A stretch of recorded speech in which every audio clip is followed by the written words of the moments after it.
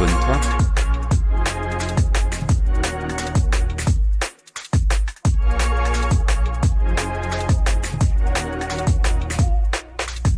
C'est le retour d'une voiture électrique que tout le monde a oublié. Et c'est bien le mot. C'est la Nissan Leaf 2026 qui cette fois vient vraiment se battre, parce que maintenant c'est un crossover. Les changements sont incroyables. La plateforme est maintenant une vraie plateforme, c'est la même que celle utilisée par l'Ariya de Nissan. C'est désormais une plateforme électrique plus à essence. Tout a changé et il y a une chose claire. À chaque fois que je vais à une présentation, on te fait une introduction. Toutes les voitures électriques veulent représenter le futur, mais pas être la voiture du futur. Peu peuvent dire l'avoir déjà été, car en 2010, lors de la sortie initiale, c'était la 3e génération.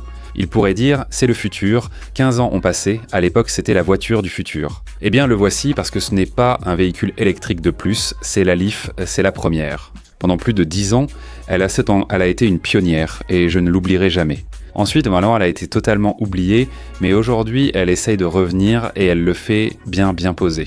Avec cet exemple, je pense que Nissan dira, en parlant du prix, « Waouh, on peut déjà acheter une voiture électrique. »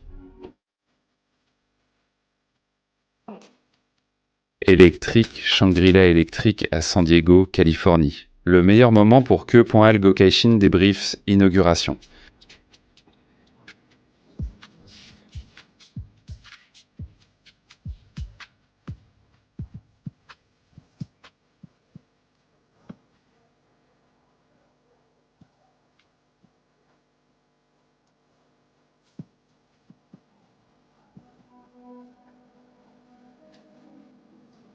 Ici, nous avons 2 chargeurs différents car nous allons utiliser le réseau de Tesla, avec plus de 21 000 stations de recharge rapide pour recharger. Il y a un contrat avec Tesla, comme toutes les marques le font pour les utiliser. Nous avons ce chargeur de ce côté et de l'autre côté, nous avons l'autre que tout le monde a déjà chez soi. Pour éviter ce changement, nous vous proposons 2 options dans cette voiture, mais la transition sera finalement totale, à cette entrée. Ici, l'entrée du chargeur classique, comme celui que j'ai chez moi, niveau 2. Pour ne pas vous tromper, c'est maintenant un crossover avec une silhouette de hatchback. J'aime beaucoup ce qu'ils ont fait ici avec l'entrée en roche, ça me fait penser à un Sea Shark. Quand j'ai vu ça moi aussi, la poignée de porte est maintenant affleurante et totalement intégrée, c'est très élégant. Beaucoup de voitures l'ont déjà, mais ils lui ont donné ses touches spéciales et un design qui ressemble à la Zone, mais plus agressif, plus mature, plus sportif. Et on le voit ici, c'est la nouvelle silhouette de cette voiture, et à l'intérieur on se sent aussi très à l'aise. D'accord ?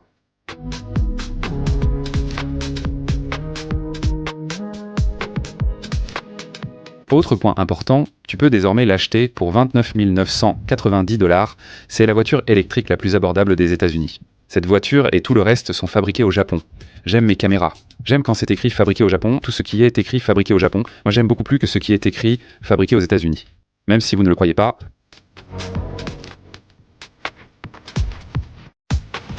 Il y a 3 versions de cette voiture et toutes sont équipées pas de batterie dès qu'on en refroidit par liquide. L'ancienne Leaf n'a jamais eu cela. J'ouvre ici pour vous montrer l'absence de frunk. Voici le moteur électrique S à l'avant, coûtant 29 990 $, 75 kW et 214 chevaux. Avec 303 miles d'autonomie, le SV coûte 34 230 $ et le PLA 38 900 $, et celui-ci a 259 miles d'autonomie. Chez Nissan, on ne vend pas juste une voiture, mais aussi l'accessibilité, la technologie et le design. Sans ruiner ton portefeuille. Comme si tu allais à la clinique après avoir tout dépensé et ne plus savoir quoi faire, par ici sur le côté. Observons bien. Sur cette couleur façon piano là-haut, c'est écrit. La gravure Leaf, peu visible en noir, reste élégante. Nouvelle lumière LED intégrée, parce qu'il voulait un design complètement différent qui ressemble à des glaçons. Mais quand on fait le tour de la voiture avec tout allumé, le rendu est plutôt bon. Nous avons la caméra frontale et des prises d'air ici en bas, surtout pour refroidir un peu la voiture par le dessous. Composants nécessaires, selon le modèle, de nombreux capteurs, parfois une vue à 360 degrés très équipée. Et l'avant, le design qu'il a est joli. Il y a une couleur par là qui est un peu rouge bordeaux, moi je préfère ce bleu, parce que ça me fait plus penser à ce monde de l'électrification. Je pense que l'avant en soi est très bien. Nouvelle jante de 19 pouces, suspension indépendante, arrière multibras. Ici, on voit la caméra, l'aile et la couleur noire utilisées autour pour donner un aspect crâne plus robuste. En fait, j'ai roulé avec lui et sur la route. Ce n'est pas la suspension qui donne l'impression d'être dans une Cadillac, elle est assez ferme et évoque plutôt une sportive. J'ai aimé cette partie car, en venant en voiture avec un jeune homme, il m'a dit que la suspension était dure. Mais je lui ai dit, eh bien, ça dépend des goûts, parce que moi j'aime que ce soit comme ça, assez ferme, une petite voiture compacte comme celle-ci. Dans cette zone où nous sommes maintenant, qui n'est faite que de virages, je l'ai trouvée vraiment bien. Caméra pour une vue à 360 degrés, rétroviseur rabattable. Toit panoramique à intensité modulable par section pour plus ou moins de lumière. On verra à l'intérieur. Accès sans clé, la clé reste dans la poche. Ici, les montants sont noirs, façon piano. S'ils ne brillantaient pas, ce serait comme un capteur de lumière mat. J'aimerais beaucoup plus ici l'entrée, siège arrière avec l'ouverture ici en haut. C'est un design que j'ai déjà vu sur la Hyundai Veloster, sur la CHR, sur plusieurs voitures, mais ça ne lui va pas du tout mal. J'aime bien comment ça rend ici, et vous voyez que c'est un crossover. Ce n'est pas une vraie voiture hatchback comme on pourrait en avoir, c'est un crossover de type hatchback et j'aime beaucoup. Les portes paraissent solides. En les fermant, Nissan a vraiment veillé à la qualité de cette voiture. C'est une réussite. Pour débuter dans l'électrification, c'est une bonne option à 29 000 $. Tu entres dans une voiture électrique, tu as la possibilité de choisir entre deux types de chargeurs tant que tu en as un à la maison. Tu le sais déjà, c'est juste derrière. La voiture est très belle, surtout vue de l'avant, on a vraiment l'impression d'être dans un modèle haut de gamme, sans en payer le prix. Ça j'aime bien, sur les appuis-têtes. Ici on a des haut-parleurs Bose intégrés, 2 ports USB, le chauffage. Et si vous n'avez pas de climatisation ou de chauffage pour les sièges arrière, il y a une prise 120 volts en bas. Je vous ai déjà dit, je vais vous le dire ou je vous le dis, ces sièges coûtent 60 $ ou 40 $. D'accord pour créer un espace plat ici à l'arrière, bien plus confortable. Nous avons ici des porte-gobelets, un bon appui-tête, du confort et c'est joli, ce n'est pas moche, des poches des deux côtés qui vont vraiment, vraiment bien. La voiture est-elle confortable ? J'ai déjà parcouru environ 90 miles pour venir ici, en le poussant autant que possible. Il se sent vraiment bien, maintenant je vais encore le faire rouler ici derrière. Bon, je vous ai déjà montré à peu près ces sièges. Tu peux l'incliner pour qu'il soit plat. À l'arrière, tu soulèves straight, à l'arrière, tu soulèves ici et il y a 2 couvercles. Si tu veux avoir le plancher plus bas, tu peux l'avoir parce que ça aussi, ça s'enlève. Il y a 2 options ici. En bas, tu peux ranger des affaires. Il y a une prise de 120 volts de ce côté. Tu sais déjà que tu peux brancher ici des appareils électroniques, des réfrigérateurs, des choses baroques, des choses pour le camping, tout ce que tu veux, tu peux le faire. Ça te donne aussi, avec tous les sièges rabattus, un grand espace de chargement ici à l'arrière, et l'ouverture de ceci est bien sûr électrique. D'accord, eh bien j'ai conduit cette voiture dans les montagnes ici en Californie, pendant 1h30 de montée, 1h30 de descente. Mais j'avais trop de monde dans la voiture, je n'ai donc pas pu finir cette partie de la vidéo. C'est essentiellement la partie où l'on conduit, ressent et accélère la voiture. Je vous raconte, il y avait de nombreux virages et c'était très agréable, ça m'a plu. Ce que j'aime le plus dans cette voiture, c'est son prix. D'accord, c'est crucial, car c'est le SUV le moins cher vendu ici aux États-Unis, pour l'instant. Maintenant, pensez à ceci. Combien vont être les frais ? Je ne sais pas, ils n'ont pas mentionné les frais, mais je sais qu'il y a 15% de frais avec le Japon et que ce produit y étant fabriqué. Nous verrons bien exactement ce qu'il y a. Si on ajoute la destination, soit plus de 1000 $, ce n'est pas inclus dans le prix de 29 990 $. Ça arrive déjà, un peu plus tard. Le reste me plaît beaucoup, j'ai des palettes derrière le volant qui me servent pour la régénération des freins. Je vous dis autre chose, nous n'avons qu'une batterie pour les 3 modèles, n'est-ce pas ? Regardez, c'est très important.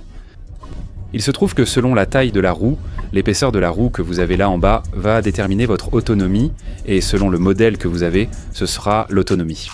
C'est la grande différence. La batterie reste inchangée mais pour la première fois sur la Leaf, elle sera refroidie par liquide, contrairement auparavant.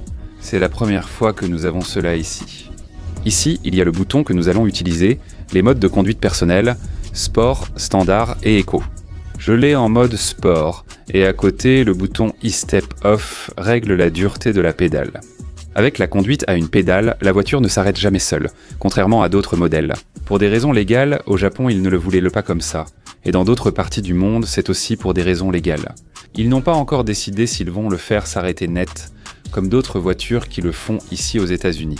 Pour le reste, c'est plutôt bien. Maintenant, je veux vous montrer ici en haut ce toit ouvrant que nous avons là. Tu touches ici, Ça s'assombrit par endroits ou ça s'éclaircit par endroits et ça ne chauffe pas.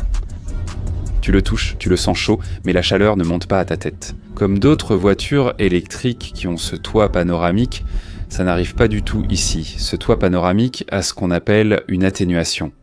Les sièges sont entièrement sur mesure, on les appelle les sièges à gravité zéro pour le dos. Nous avons le système main libre.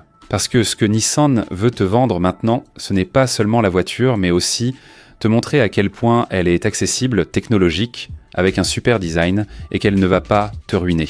Je suis sûr que le leasing de cette voiture sera très abordable. Maintenant, c'est la première Nissan qui est équipée du port North American Charging Standard, qui est le port de Tesla, et il est installé en usine. Tu peux la recharger sur plus de 20 000 superchargeurs Tesla, sans adaptateur, sans plug-in, rien de tout ça. Ok, tu branches et c'est tout. Si tu recharges à la maison, tu te connectes au nouveau Nissan Energy Marketplace, ce Nissan Energy Marketplace. Ils te vendent déjà tout. Pack, chargeur, installation et gestion électrique. En achetant cette voiture, tu installes le chargeur chez toi. Aucun souci ici, pas de bruit ni de boîte de vitesse. Le plancher est plat car la batterie est dessous, offrant ainsi plus d'espace dans toutes les voitures électriques. Moteur intégré dans un système 3 en 1 inverseur et réducteur dans une seule unité. C'est ce qui nous permet d'atteindre jusqu'à 214 chevaux de puissance et 262 livres-pieds de couple. La traction est à l'avant, vous avez vu le moteur quand j'ai ouvert là devant. La suspension arrière indépendante, multi-bras, direction assistée électrique calibrée, réglage de réduction configurable également. Ce n'est pas une voiture pour courir, mais elle est à l'aise et agile en ville. Sur la route, quand je revenais, une voiture s'est arrêtée devant moi. À ce moment, il semblait avoir eu une panne et j'ai dû manœuvrer et freiner. Elle a très bien réagi, il ne lui est rien arrivé, elle ne vibre ni ne flotte, les matériaux sont solides avec ses touches de bleu. La combinaison. Nissan fait partie de tout le processus économique en cours. On s'attend à ce qu'elle sorte de ses problèmes d'ici le premier trimestre 2017. C'est l'objectif de Nissan avec son nouveau lancement, avec la quantité de réduction qu'ils ont faite et tout le reste. L'écran que nous avons ici est intégré avec Google. Il a aussi Apple CarPlay, il a aussi Android Auto. Climatisation par pompe à chaleur, il y a une insonorisation ici à l'intérieur qui est bien meilleure que sur les modèles précédents. Nous avons fait ce trajet jusqu'à là-bas et déjeuné en chemin. Il montrait où la première génération de cette voiture s'arrêtait, un peu plus loin commençait la deuxième. C'est la première Nissan capable de faire l'aller-retour, comme aujourd'hui pour le déjeuner, et il me reste 50% de batterie. L'habitacle est propre, sobre, mais il est très moderne. Ici, il y a les boutons de vitesse, le volume, la sortie de la climatisation et tous les contrôles. On a aussi la climatisation ici, les matériaux sont très bien, on a le chauffage des sièges qui se contrôle d'ici. Rien de ce qu'il y a ici à l'intérieur ne ressemble à ces voitures où tu montes et tu as l'impression que tout va se décoller, sur 12 mois. Ici, ça n'arrive pas. Absolument pas. Ça te transmet maintenant, ça transmet de la beauté, ça transmet tout. Cette voiture vient maintenant avec tout le pack ProPilot. Assistant régulateur de vitesse adaptatif, maintien de voie concentré, assistant embouteillage, atténuation de collision secondaire, caméra 360. Avant, arrière, latéraux. Il dispose d'un système de freinage automatique avec réserve. Celui-ci possède ce que, auparavant, seules les voitures de luxe avaient. Aujourd'hui, il y a une Nissan qui coûte moins cher que n'importe quelle voiture électrique et moins cher que beaucoup de voitures à essence. Et elle t'offre tout ça. Donc quand je suis assise ici, je découvre que j'ai ici un chargeur sans fil pour le téléphone. Ici, dans cette partie, d'accord ? Le compartiment que nous avons ici est plutôt bien, nous avons un autre compartiment ici en bas, 2 porte-gobelets ici avec des connecteurs USB-C. Donc ce que je veux dire, c'est que les sièges sont super confortables. J'ai des commandes électriques de ce côté et de l'autre côté, elles sont mécaniques, mais j'ai le soutien lombaire. Et j'aime beaucoup que les voitures aient un soutien lombaire. Le bouton de démarrage se trouve ici, également en haut, et le réglage de la position du volant est aussi mécanique. Tout cela est fait aussi pour économiser la batterie, il faut économiser la batterie de toutes les manières possibles. Bonne visibilité au tableau de bord, rien ne gêne la vue à l'avant. L'affichage G-Shock à l'avant est très clair, tu as les infos de navigation ou ce que tu veux garder devant, tout s'affiche là, ainsi que les matériaux sur les portes et les systèmes audio. Ici c'est Bose, il tient bien la route. J'aime beaucoup cette voiture. Envisager une voiture électrique est une excellente option, non?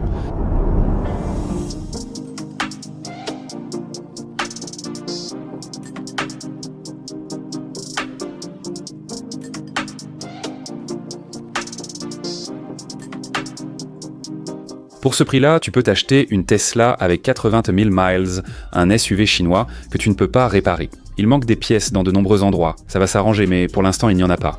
Tu peux acheter un hybride moins gourmand, mais si ce que tu cherches, c'est d'avoir déjà quelque chose dans ta vie pour commencer à te libérer un peu du pétrole, c'est une bonne option. Donc si ce que tu cherches, c'est une équation qui soit assez parfaite. Pour moins de 35 000 $ pour accéder à une voiture électrique, c'est une très bonne option.